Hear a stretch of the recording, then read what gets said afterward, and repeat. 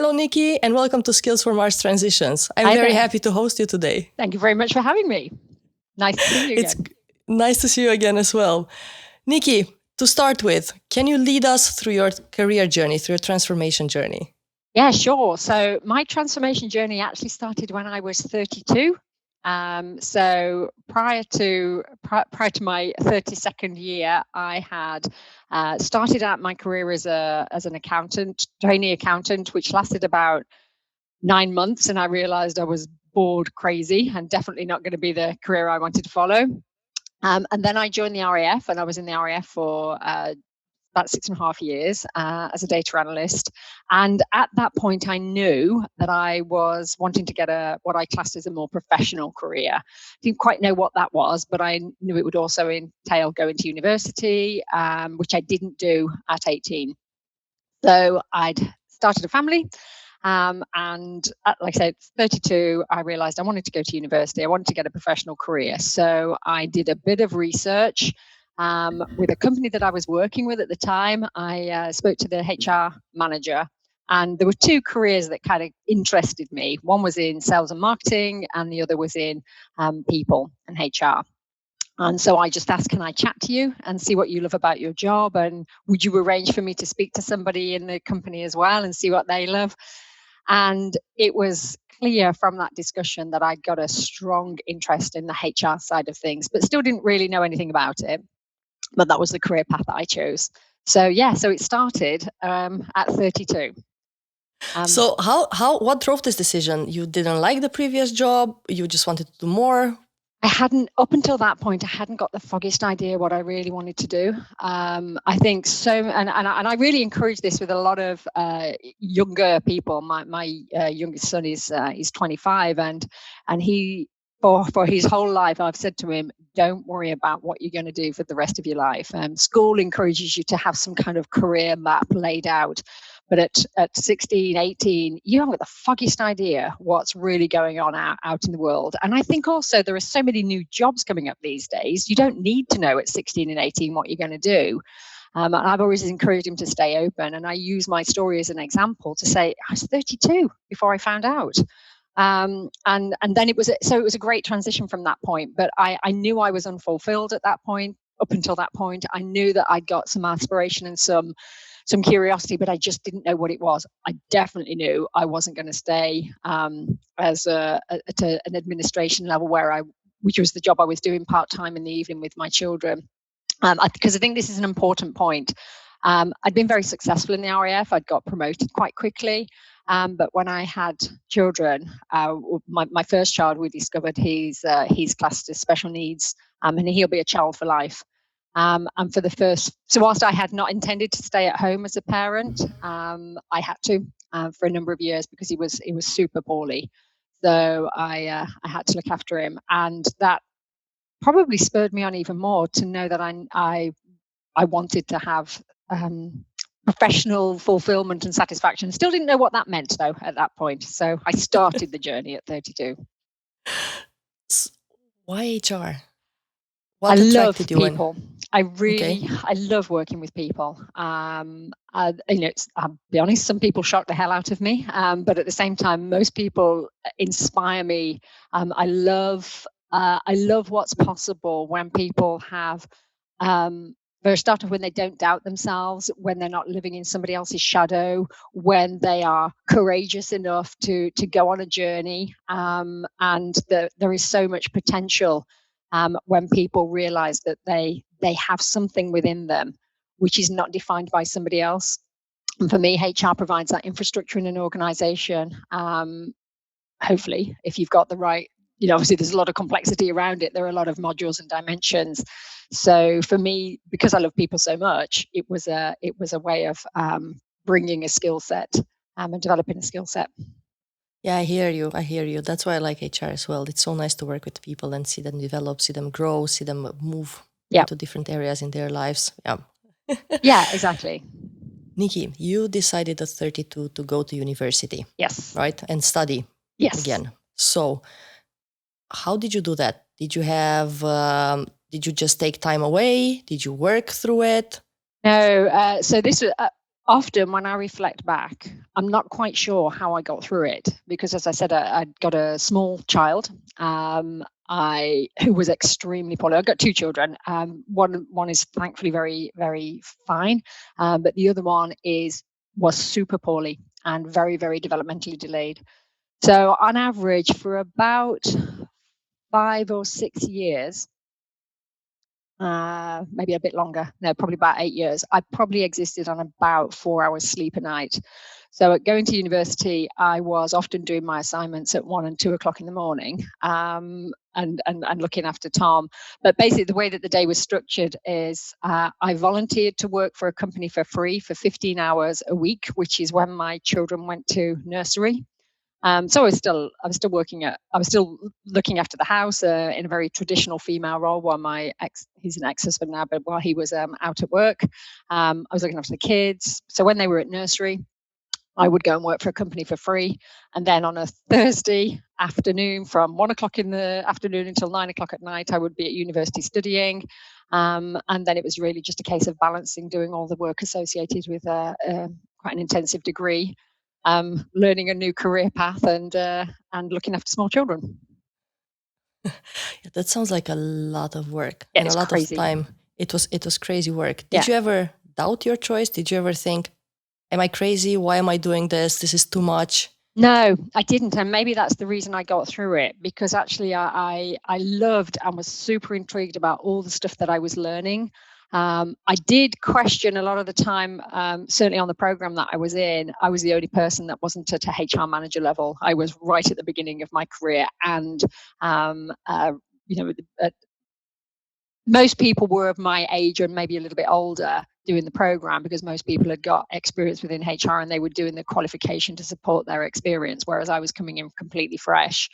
But I loved it. And actually, one of the things that I found very helpful about it was it helped me regain my who I am, because I'd suddenly become the carer of a very poorly child. I'd become the wife of, I'd become the mother of, and it's like I lost my identity in that process, which happens to a lot of people, whether you're the main carers. But I think this in essence gave me it helped me get my identity back, and I was good at it, so it was something I felt very proud of. So what kept you focused? Because you had so many other things going in your life. What kept you focused to learn? I mean, you had 3 hours a day of working, right? Yes. Besides the care, besides the university, yeah. which was volunteering work, which was not even paid work. So what kept you focused?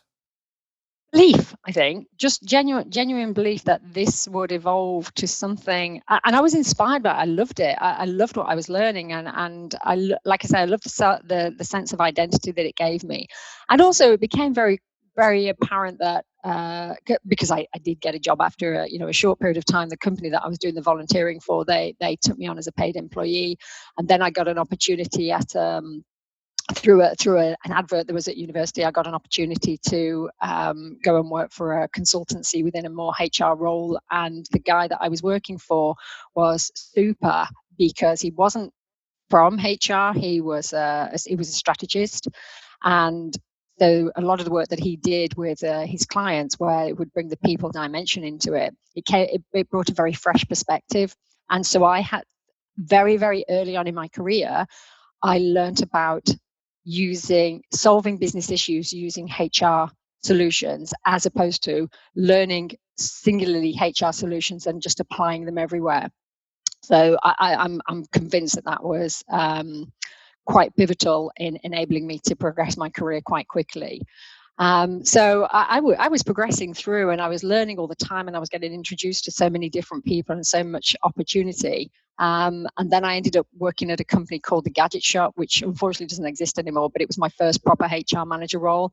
And all this time, I just felt very inspired, and I loved what I was doing. So I think when you love what you're doing, you will find solutions to the challenges that you surround yourself by. And yes, I was tired. I was very, very tired. But it didn't seem to feature. That makes sense. Did you have any previous skills? I mean, you've been working, I think, 18 to 30 to 14 years before you started university. What were the skills that you relied on when you made a switch? That's really interesting. I don't think in the traditional sense that I could say that I took anything with me other than enthusiasm. So most of it I would say is behavioral, and I think that's relevant for any person that's looking to make a transition, a fundamental transition.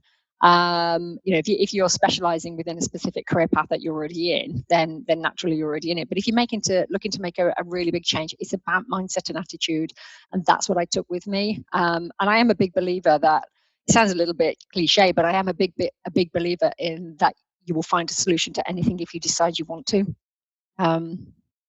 Did it help you that you had previous work experience? Did it help you to find a job quicker, think about the real world in a different way than maybe you would have done when you were 18? Oh, yeah, definitely. And I think, interestingly, when I got the job at the consultancy that I described, it was my RAF background, what I would have experienced in the environment, particularly being regardless of whatever level you're working at, there are traditionally a lot fewer women than there are men. So the fact that I existed quite well and I could hold my own in that type of environment definitely stood me in good stead. And of course, you get a lot of discipline within the RAF. You have to be structured. You have to be to exist within whatever the environment is. And I think that definitely helped as I moved. What's the RAF? The Royal Air Force, sorry. I'm using UK terminology. Yeah, so the Royal Air Force. No. Got it. Thank you so much. No It's problem. for me and everyone else to understand Yeah, what the of course. RAF Isn't is. it amazing? You take acronyms for granted when you're so familiar with them. So I apologize about that. No worries. Did you feel that you were taking any risks when you made the jump? Yeah, because we certainly when we decided I was going to go to university, and I was always the more ambitious one out of the couple that I was in. But when we decided we were going to do that, we weren't earning a lot of money. Also, my ex-husband at the time wasn't earning a lot of money, and we'd had to take a loan out. And this, by comparison, now sounds like it's not. It doesn't sound like a lot of money, but it was 20 years ago. When you're only, I think the income at the time, my husband was almost around 22,000 a year, something like that. So we took out a £6,000 loan for me to go to uni. And bear in mind, I wasn't really getting paid anything of any significance.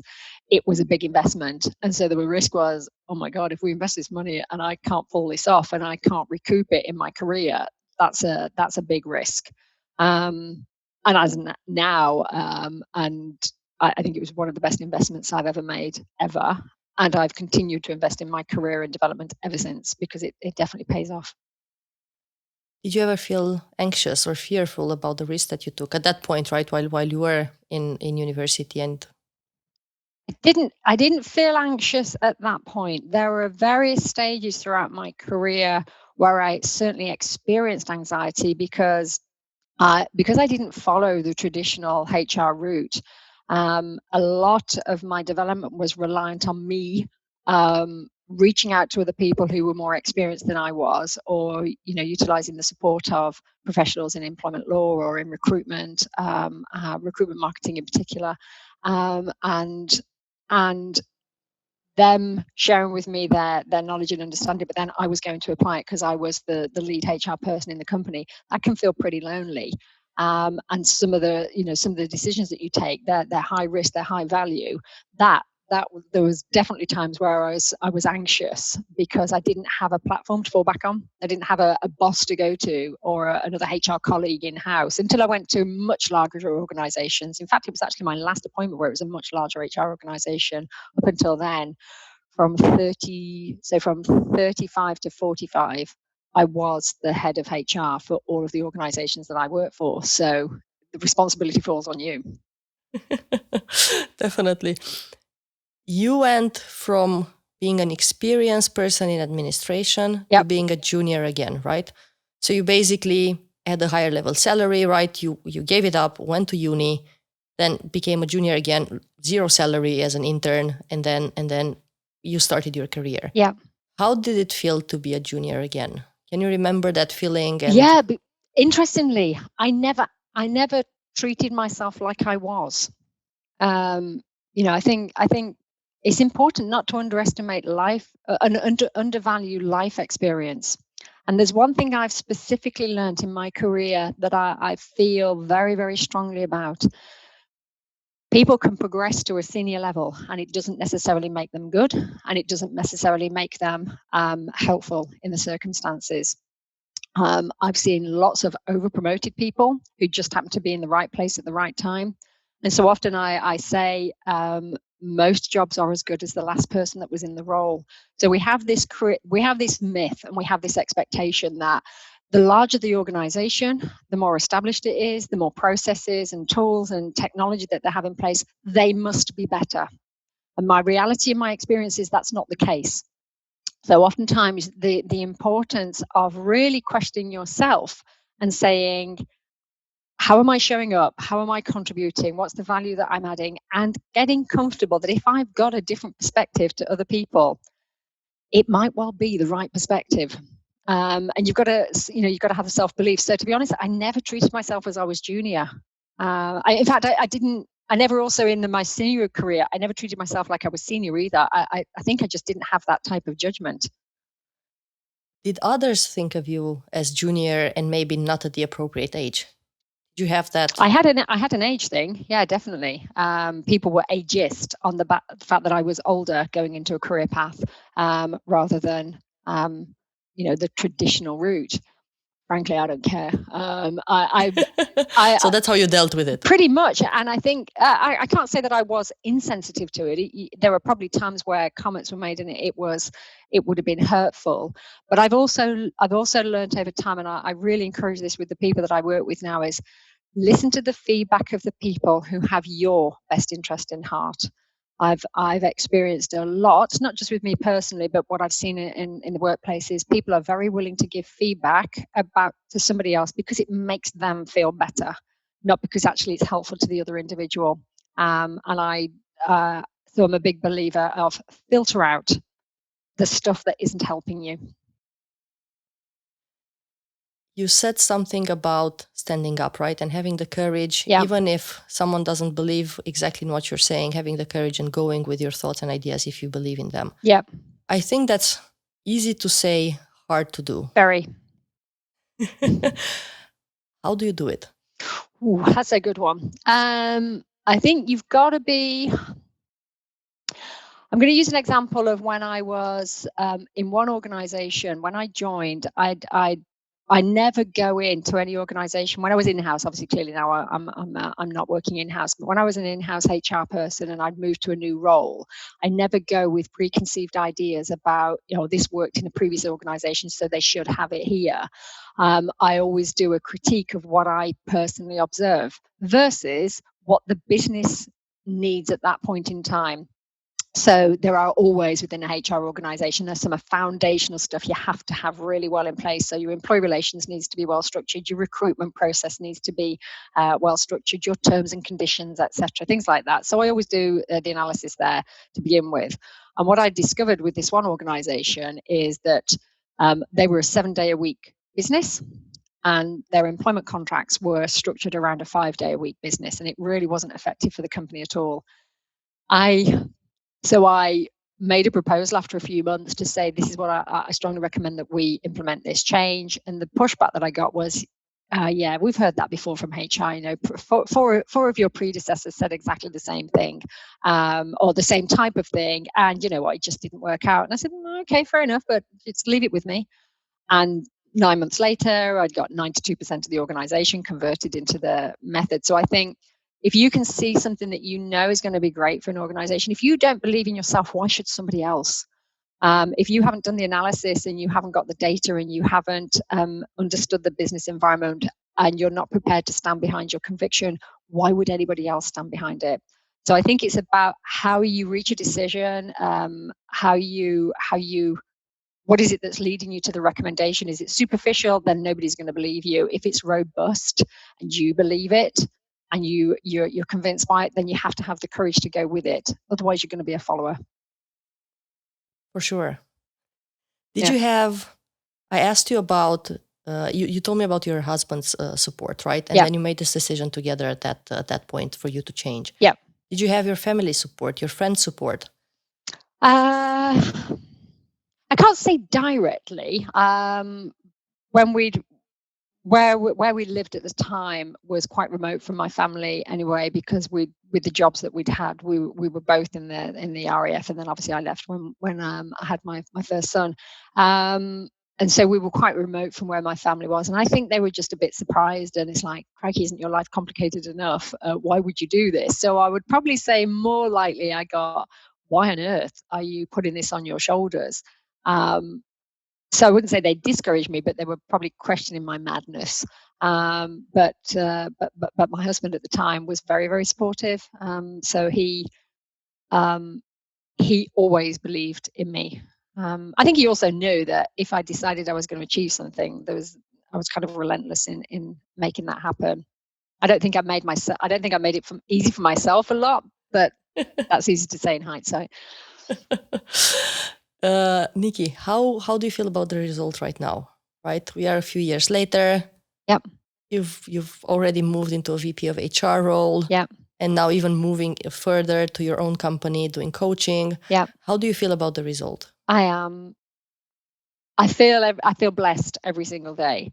And it's hard moving out of an in-house role into setting up your own company.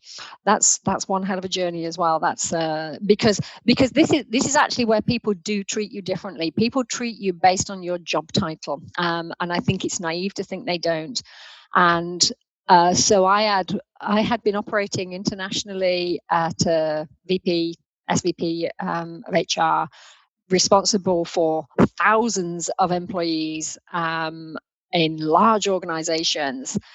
And the day that I chose to step away, I remember it was a couple of months after I chose to step away, I went to a HR event, and they said and obviously at that point I decided I was going to specialize in coaching. I'd been training in coaching for about 6 years. And I remember going to an event and somebody saying to me, "This is for HR directors only." And I said to them, I haven't suddenly lost everything that I've worked on, and I've had huge millions of pounds budgets responsibility, thousands of people responsibility. That didn't stop just because I no longer work at that company. But I literally wasn't allowed to attend this event. Yeah, that can happen. That was shocking. That was absolutely shocking. Yes, it does. Yeah, it's crazy. It happened to me as well. Oh, really? Just when the moment I moved out of the corporate world, right? And when you lose the global whatever title, and you're just whatever, the founder of your own company or anything like this. It doesn't sound like you're a director or a senior. No, exactly. And I said to my partners, my partner is he's a global CEO, run a billion, about 10 billion organization. And I said to him, if you want to put a great management development program in place for people who you truly believe have got the potential to make it to very senior levels, then give them a year to set up a business without any help at all from any of the infrastructure inside. So you carry on paying their salary because you don't want to take that away from them.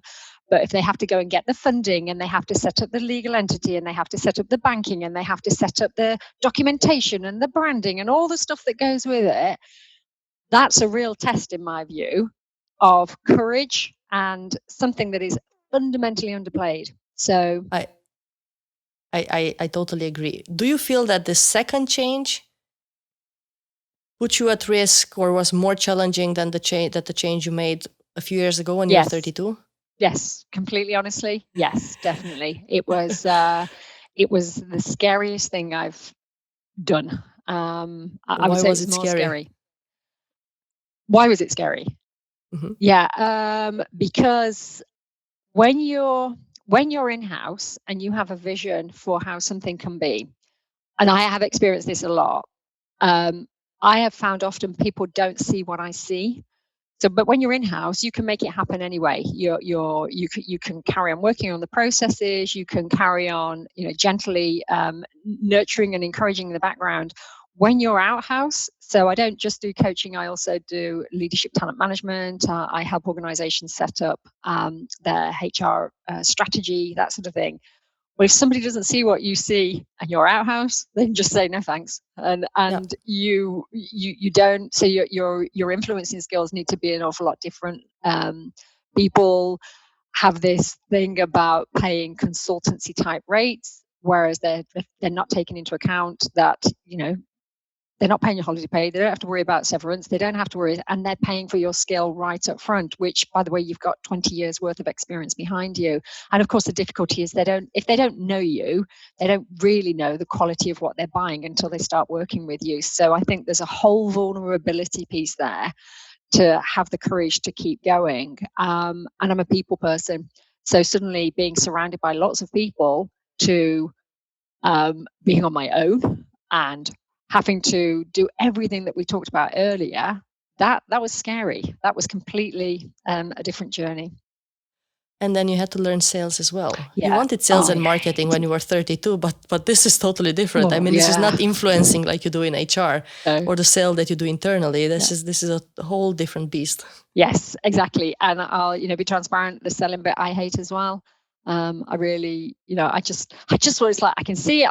Let me just come in and do it, and I'll prove for you that I know exactly what I'm talking about. And I always have success. It's not like I've done work in the last 4 years where people have backed down and turned around and said, "Oh, that didn't work." It's like every time I do it. But people who don't know you don't know that. So it's a bit like going for regular interviews and hoping you're going to get the job. So. How did it feel to go from being an employee to not being an employee? How long did it take you to make the switch? I would say it took me probably about 12 months. I missed being around the group that I was with. But I think this is really, really important. In HR, the thing that I truly, truly have always loved is the talent management element, but at very much a strategic level. So the what leaders you appoint into what roles, how you've qualified that decision, how you support people to address any gaps that they've got. And in my view, this is a fundamentally important part in any longevity for an organization. So it's always been within the senior levels that I've been doing that with.